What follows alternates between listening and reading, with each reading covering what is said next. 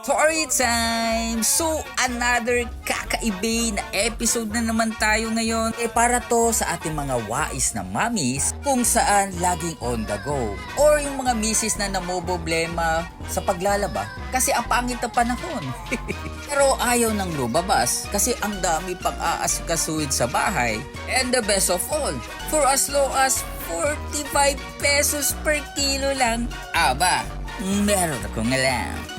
Napakasimple lang ang gagawin nyo guys ha. Punta lang kayo sa inyong app store, then itype nyo lang ang Laundrynest. Pag meron kayong nakitang Laundrynest user, ayun no. Yun, i-click nyo lang, then pwede na kayong magpa-register. Ang maganda dito guys, anywhere to sa Davao City, Toril, Kalinan, Ilang, Bunawan, kahit saan. Pagkatapos mo magpa-register, aba, pwede ka na magpa-book anywhere in Davao